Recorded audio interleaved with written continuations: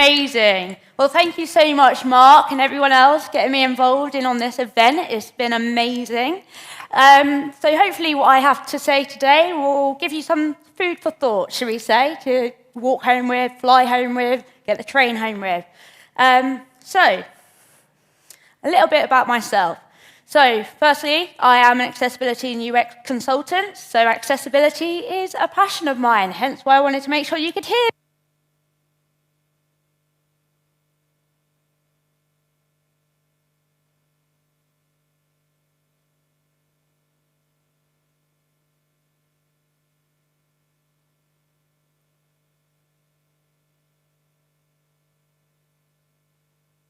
So far, yeah? It's okay to use this one? That's fine. Is that okay, everyone? Is that all right? What is that? Third time lucky? Fourth time lucky? I don't know, but here we are. So I have my own company called Molly Watt Talks, where I consult in accessibility and UX. It is a particular passion of mine, and I'll get to why that is in a moment. I also have a part-time role at Nexa Digital, which is actually a Swedish company.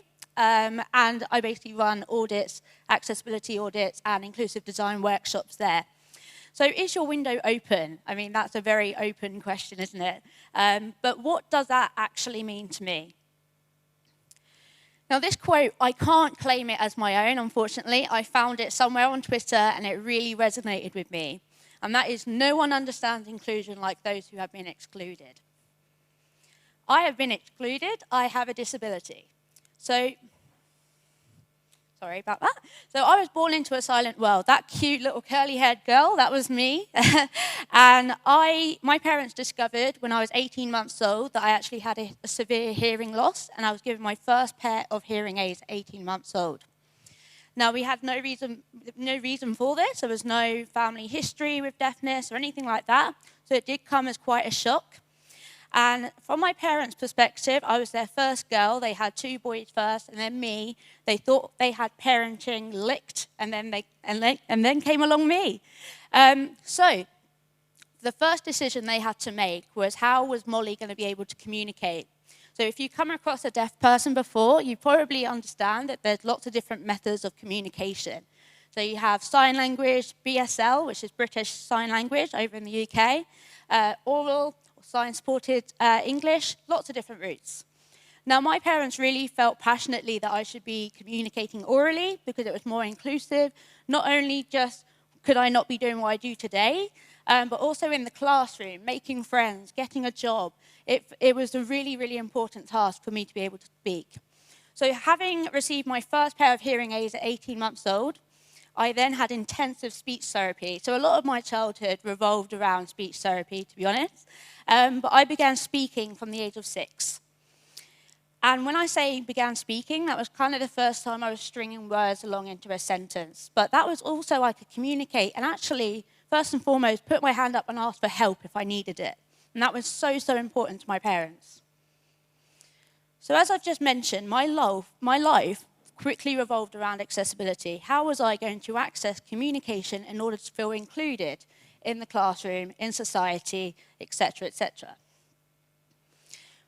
That said, I did actually have a very happy childhood. As I mentioned a minute ago, I had 2 older brothers and a younger sister. We went on plenty of holidays, and honestly, it was the best days of my life was being a little child, deaf child. I may have been the only one with colourful hearing aids in the classroom, but I was totally okay with that. I could speak and I could communicate and I felt included, and that was most important to me and my family. I wish I could say it stopped there in terms of the challenges I had growing up, but when I got to my teenage years, so when I was about 11 or 12, I experienced some more challenges.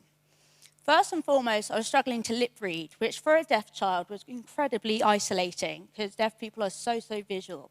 Then I was struggling to read the board in the classroom.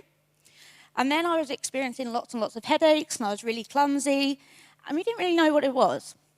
My teacher of the deaf at the time actually said, Molly, you might need reading glasses. It's not unusual for deaf children and adults to be tired because it is such a visually exhausting job being a deaf person. So I went for a routine eye check, and it was actually the optician at the time who said, you know what, Jane, Andy, named my parents, do you know why Molly is deaf? And they said, no, we were just told it was a technical blip, just happens from time to time. And the optician said, well, actually, I think there's something not quite right at the back of Molly's eyes, and I think it's linked to her hearing loss. So that's when I actually got diagnosed with Usher Syndrome.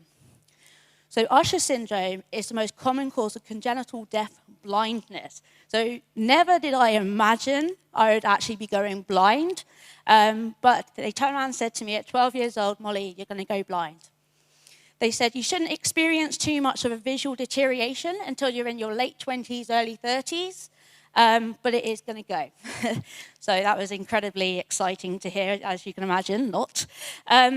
But what Usher syndrome is a combination of deafness, so you're born deaf, and then during your adolescent years, you start to acquire a blindness called retinitis pigmentosa. Now, retinitis pigmentosa, also known as RP on its own, is also incredibly common. It's the most common cause of progressive blindness. And what that entails is you're born fully sighted, and then your peripheral vision closes in, you get like tunnel vision.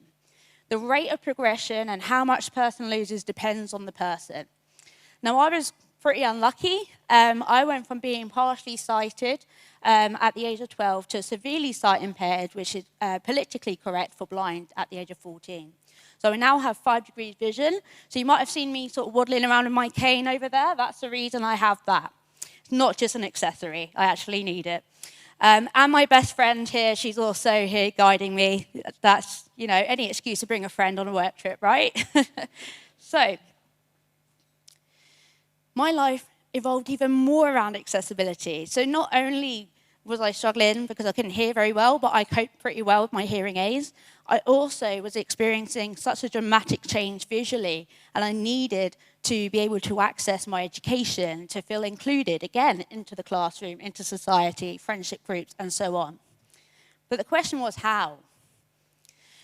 One of the things, now I hope I don't get told off, I am not marketing here, I'm not paid in any sense to this company, but I'm going to talk about how amazing hearing aid technology has got to today. But back in '96, so I was born in '94, but at 18 months old, I was given my first pair of hearing aids, and they were the analog hearing aids because that was what was available. Now, my parents would tell me stories about how much I hated these analog hearing aids. I would hide them behind the sofa, in the toilet, you name it, I did not want them in my ears. But I soon realized I needed them in order to communicate with my siblings, my parents, my grandparents.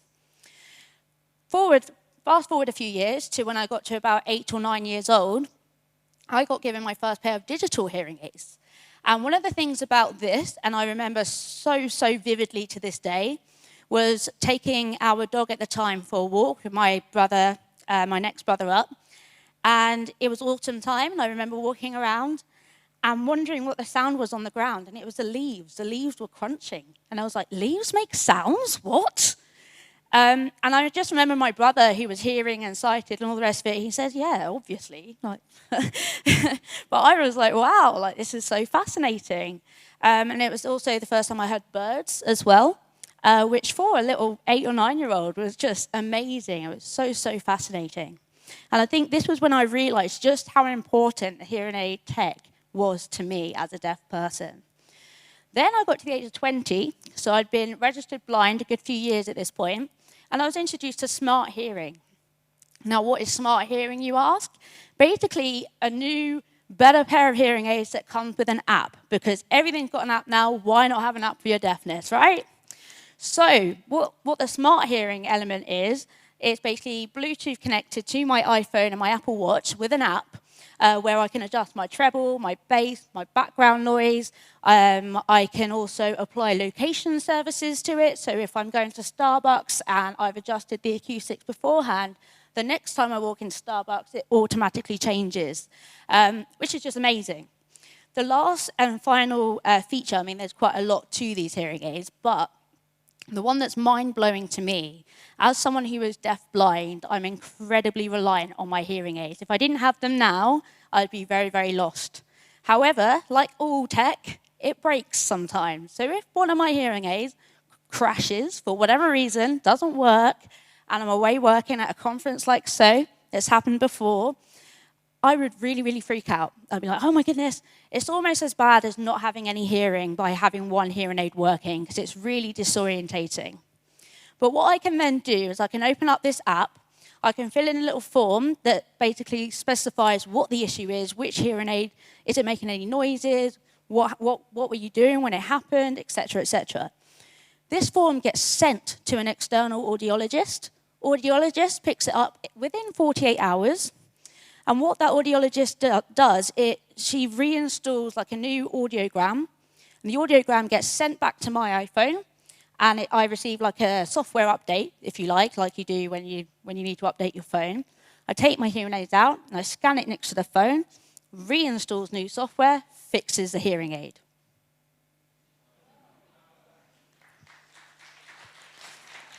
Yes, exactly. Amazing, right? And here we are in 2021. That's how far hearing aid technology has come. And I call it the hearing aid evolution because I've lived through it. And I'm living through these really, really exciting times where it really does enable individuals like myself to be able to do what I'm doing right now. Whilst I've been here at this conference, I've changed the settings on my hearing aids a few times to be able to communicate and understand people. No offense to any of you lot in the room, but a lot of you have accents. And I'm not very good with accents. But this program, I can change the treble, the bass, so I can further access communication and communicate with you just like everybody else, which is amazing. Further on from that, and again, I'm not, Apple are not paying me to do this, unfortunately, but, I am an avid Apple user because of the built-in accessibility that they provide. That said, Android do a really good job as well. But all of these are built into every single handheld device we have now, right? So I don't know if a lot of you are aware of any of the things that are displayed up here, but within your settings, there's an accessibility option, and there's a series of options that can help you personalize your experience to be more accessible. One thing that Apple has now done in all the years that I've been using accessibility is that they've actually moved it up a notch by prioritizing the accessible experience. So for instance, when you first get an iPhone in its box and you open it up, it will ask you right away now if you want to use voiceover or large text, because Apple have recognized that actually there's a lot more people that benefit from it that don't necessarily know where to go and find it.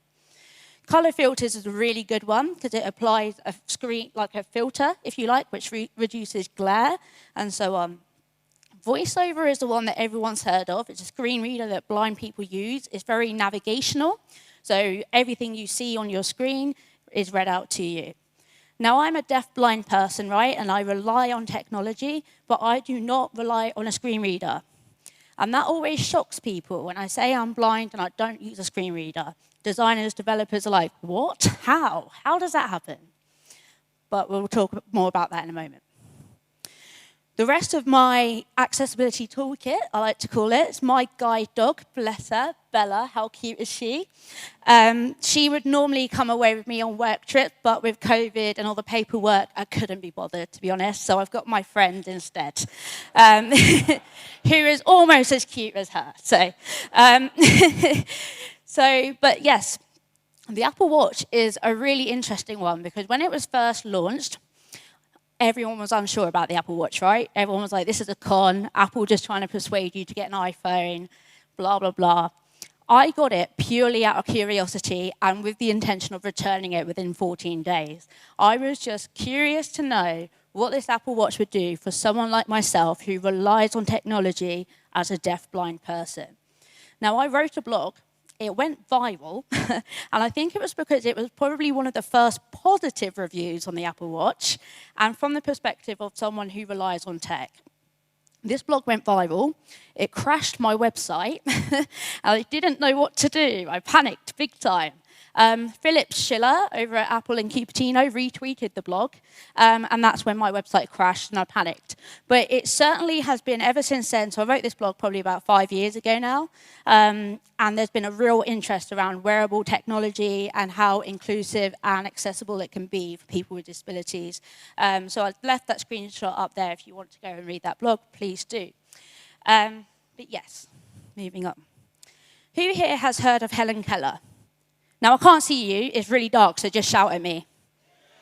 Amazing. I'm so glad you've heard of Helen Keller. Incredibly inspirational within her own right. However, big difference between her and I.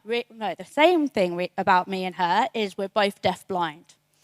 The other thing is she was born in the 18th century and so therefore didn't have the same access to the same tools I have today. The way Helen Keller had to communicate was by touching her fingers on people's lips and throat box to understand what people were saying. Now, if you imagine in the day of COVID, I don't think people would appreciate me touching your face. So obviously, Helen did a great amount of things back in her time, all things considered. But I also like to just bring this back as a reminder. This is how technology can really, really help enhance someone's life and independence. So as a family, being newly diagnosed with Usher Syndrome, being at school, being an academic deaf-blind person, which I hate to say or use that phrase, but I was the first in the borough where we live in the UK, academic, dually impaired child. So no one really knew what to do with me. But we all thought that if I had the right tools, I would succeed. However, that did do me really well right through to college, and I got my A-levels and I got into university, and I was so, so proud of myself because I thought I'd really proved myself and everybody else that I could really get somewhere, having been told by several teachers and so on that actually that wouldn't be the case. What I found, what the problems I had at university, it wasn't the technology I had, it was the lack of awareness and misunderstandings around my disability. And I wasn't expecting anyone to be an expert, but it was the ignorance that pushed me out that uni, which to this day I don't regret, but it took me about 4 or 5 months to actually gather up my feelings and thoughts and leave university because I just couldn't stand for it anymore. But some of the things that did help, so obviously I'm very aware we're at a tech conference talking about tech and design and all of that, which is brilliant. If it's designed to be inclusive, it's great. But if it's not, it's like 10 steps forward, 20 steps back. But these are some of the devices. So Kindle, I used a lot to access my books because you can adjust the text size, the contrast, etc. iPad, the whole Apple ecosystem I had access to. Flatmates, the people I lived with, they were amazing and supportive. But why didn't I stay? Well, there were lots of reasons. The intranet, for example, so where we could get our emails and our files and everything else, all the lecturers referred to it, I couldn't access. So I had all the tools ready there, my assistive tech, ready to access my education. But could I zoom in on the intranet? Absolutely not. So there's only so much that we, as disabled people, can do to actually get as far in life as other people. So my biggest downfalls haven't necessarily been down to tech, it's actually been down to misunderstanding, which often leads into badly designed services and products also. So it's so important to consider those grey areas, because when talking about accessibility and design, for example, so I have a separate slide deck where it goes a little bit more technical, but I think today was more around my experiences. But I think the biggest downfalls have been people stereotyping, assuming what people need, and then designing by those standards. And by that, you've missed off a lot of people that could really benefit, and then they're left excluded. So here's an example of one misconception, which I mentioned a while ago. So I'm registered blind. I do not use a screen reader. I don't use Braille. And I do have some useful vision. There's actually a lot of blind people that do have useful vision also.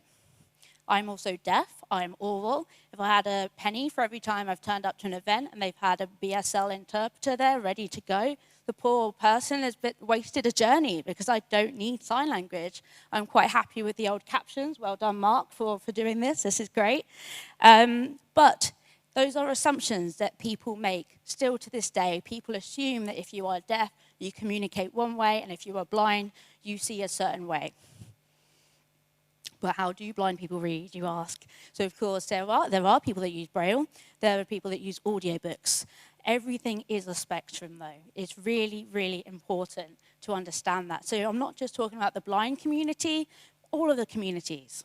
But, for example, 93% of blind people actually see something. So if you're designing something to be fully accessible using a screen reader, great.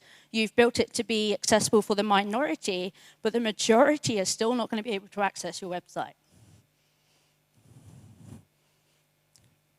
So following on from that, 1 in 4 of us need reading glasses, right? So I've seen enough to know, not in this room because it's pitch black and I can't see a thing, but outside I've noticed quite a lot of you wear glasses. Now glasses are a form of assistive technology because they help assist you read. So therefore you have got accessibility needs. A lot of people assume accessibility, we're thinking about people with disabilities, right? People think accessibility, wheelchair, disability. People still associate those things, which is totally incorrect. We need to change our mindsets around that. So one feature that I do use is large text, so I have my text pretty large. But that said, my parents, they're both in their late 50s, they have their text size set larger than mine, and I am blind, and they are just old. And that's the way it goes, I'm afraid. It's coming to us all. But by the age of 40, 1 in 4 of us need glasses. And so therefore, you could benefit from large text. No shame in that. Oh, that's one thing I wanted to come back to. What I find really, really strange here, it says apps that support dynamic type will adjust to your preferred reading size below. Right, so that's really, really great. But do you know how many apps actually support dynamic type? Barely any.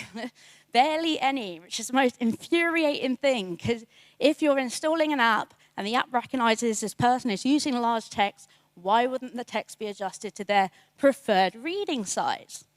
It makes no sense to me. When you think 1 in 4 of us need glasses, I just don't get it. Right, so this is what I see. I did this on my iPad Pro. One of the first 12-inch ones that you can draw. It's actually a picture of my dog running through a field, and then I've put painted a filter onto it to try and illustrate how I see, because people think if you were blind, it's black or white, or like a rigid tunnel. Not necessarily the case. So what I try to depict here is that where in the peripherals it is pretty black, but there are some dodgy, blurry bits. There's some white flickering bits. There's some flashing lights. So all the flashing, and I hate to shame one of the presentations earlier with the animated text. Oh, my flashing lights didn't like that, I'm afraid. They did not like that. So my useful vision went, because of the flickering, and it just overwhelmed me with flashing lights. But this is more of a realistic experience of someone with low vision, with 5 degrees vision, someone with Usher Syndrome or retinitis pigmentosa. It's not like a rigid black, tunnel. So I don't know if you're aware, but there's lots of Chrome add-ons where you can now basically add what's the word I'm looking for? It's like a filter to the screen to try and empathize, so you can empathize what certain conditions look like, for instance. So someone who has tunnel vision, or someone who's got cataracts, someone who's, there's lots of those where you can just literally tick a box and it shows you what it looks like. They're not 100%, but they are a good way of trying to get people to understand some of the challenges that can happen. So hopefully this will give you more idea around the complexities around vision impairments anyway. Great.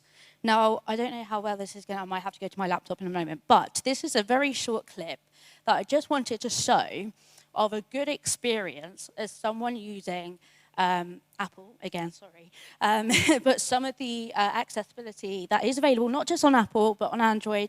A lot of all of the handheld devices can do this, but not everyone is aware of what they can actually do. But this is an example of a good experience. So I don't know if there's anyone from the UK here. Anyone? Woo! Wow, that few.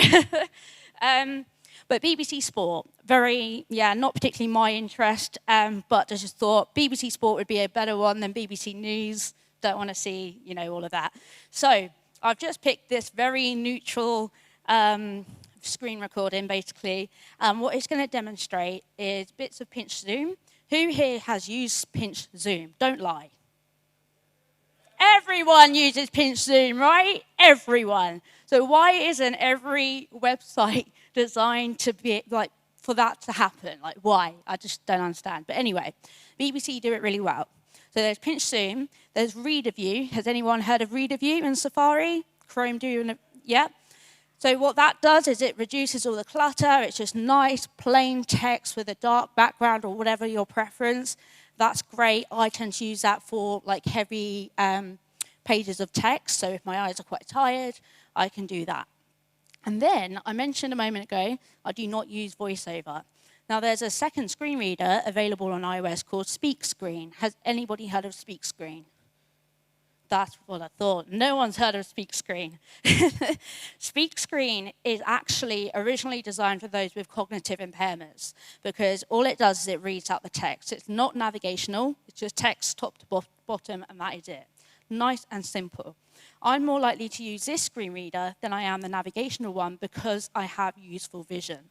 So I'm just going to try and play this, and hopefully this will work for us.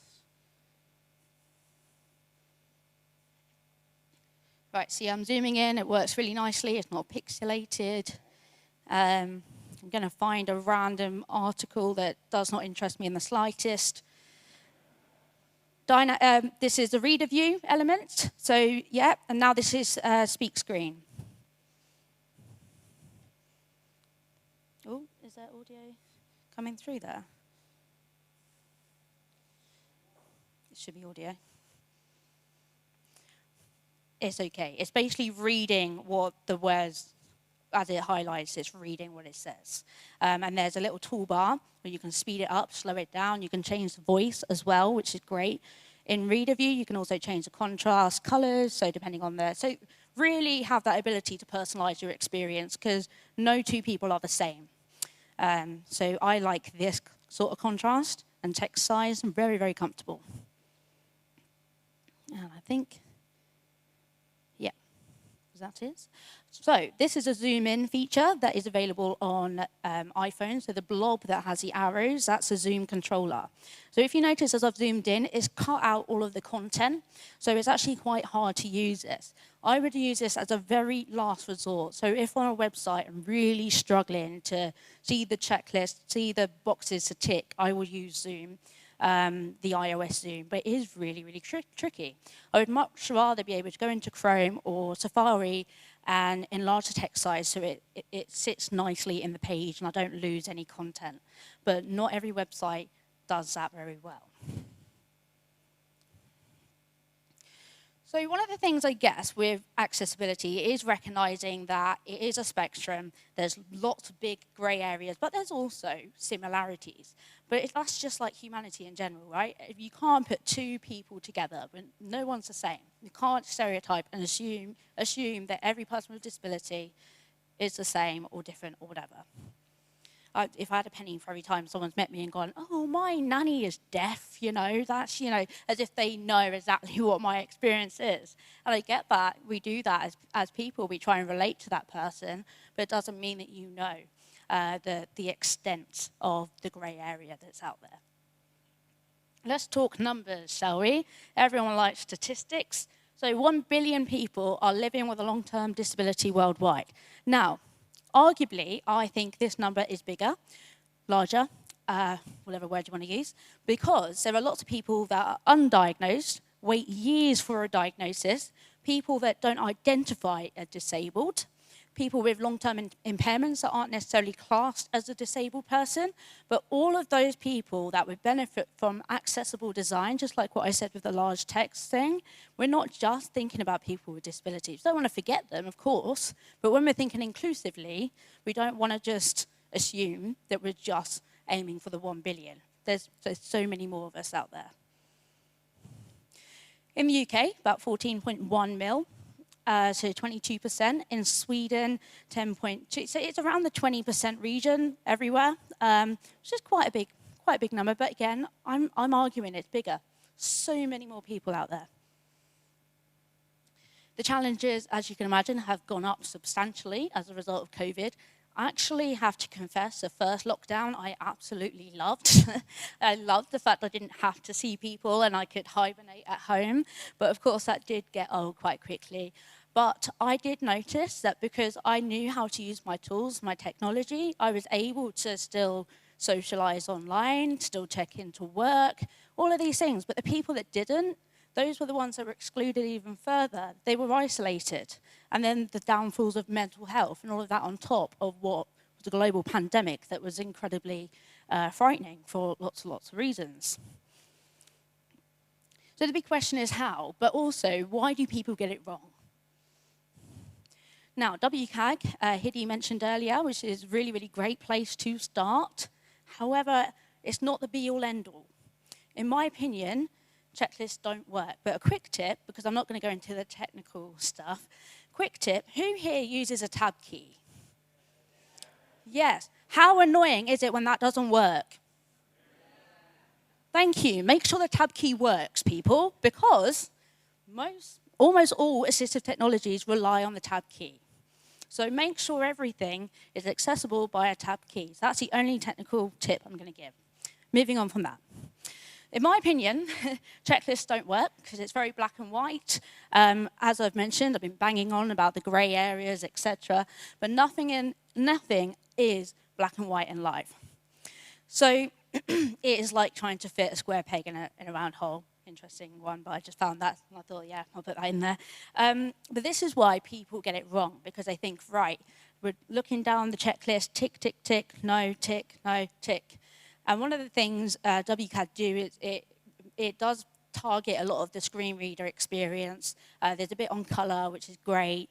But there was a lot of things that need manual testing, that actually need users to try it and test it with their assistive tech. Because there are things that WCAG would pass and make it, yep, this is great, but actually doesn't work at all. For example, if you've got captions on your media content, but the captions are really poorly contrasted or whatever, WCAG would go, tick, it's done, you've got captions. But actually, the captions are not very readable, and a lot of deaf people and deafblind people can't access them. So that's why you need manual testing and just a lot more, consideration around accessibility when looking at websites. This is a great example of the WCAG kind of checklist behavior. Can anyone tell me what's wrong with this image? I'm gathering that you all got it right away, which is great.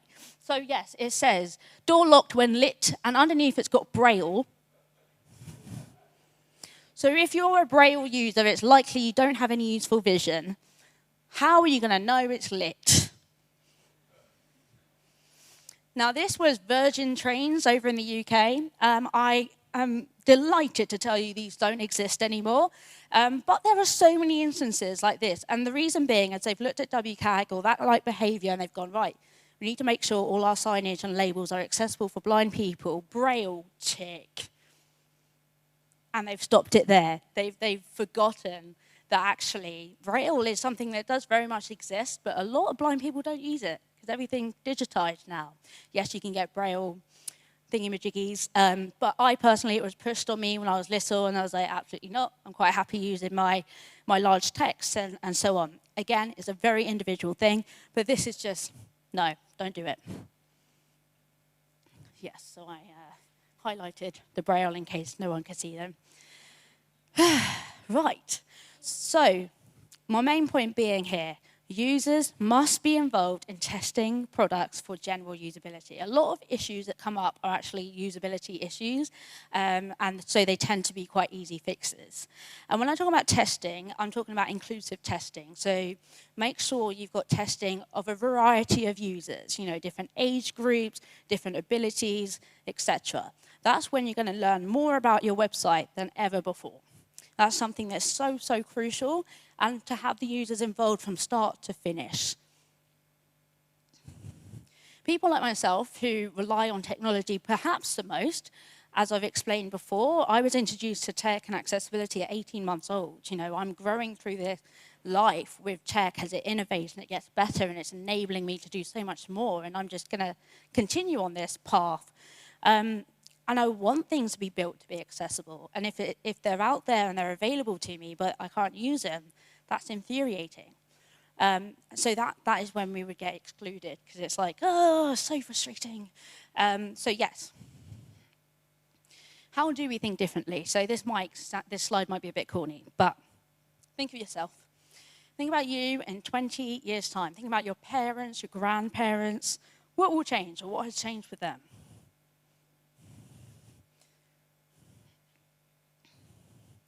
One thing that won't change, I'm pretty sure we will all still be using our handheld devices, our phones.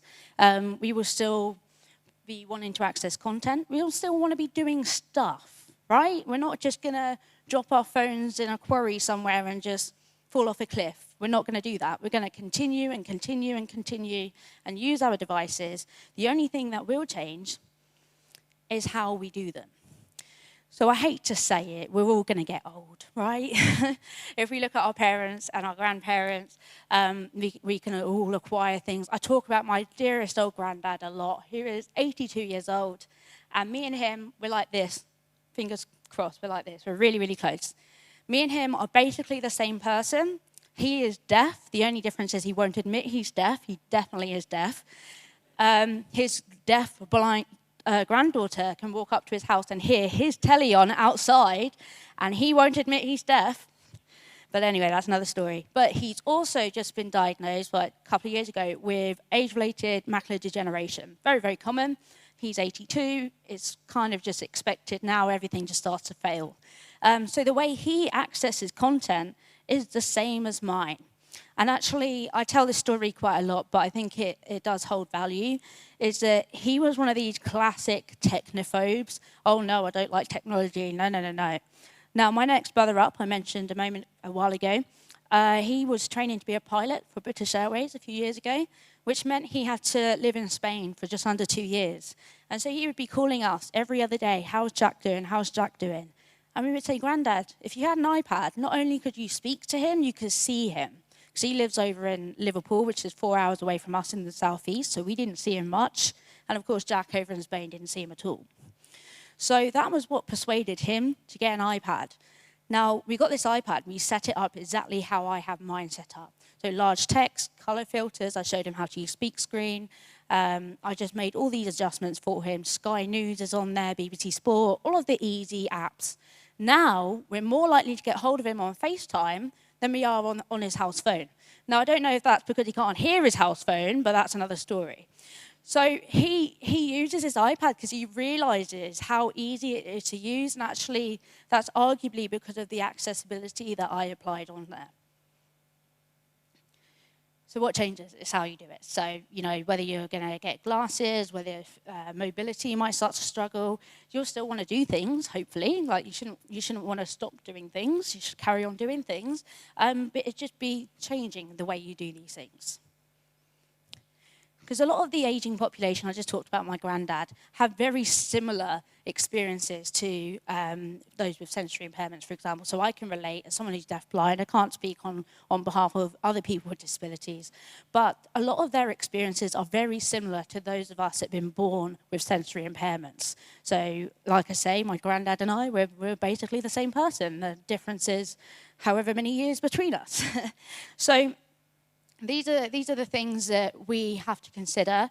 You may have, if you've attended any accessibility workshops or keynotes, there have been people talking about situational impairments as well. So, for instance, if you've broken an arm, or if you're in the shop and you're holding a baby and you're trying to manage your shopping bags, you're temporarily impaired. But these are things that happen in everyday life that people should consider, and that's why it's so, so important that we consider it. If it's not for other people, for yourself later on, or for your parents or your grandparents, try and relate it to yourself. Let's think about, minorities, but also majority, because it's just unique capabilities that we should be thinking about anyway. Because when we get it right, it's invisible. Now, volume is obviously one of the very first ones back in the day when there was old television back before my day. But volume was something that was altered depending on your environment. If you couldn't hear, you turn it up. If someone's asleep on the sofa, you turn it down. But that is an accessibility feature that every single one of us uses. It's invisible now. Thank you so much for listening, guys. Thank you.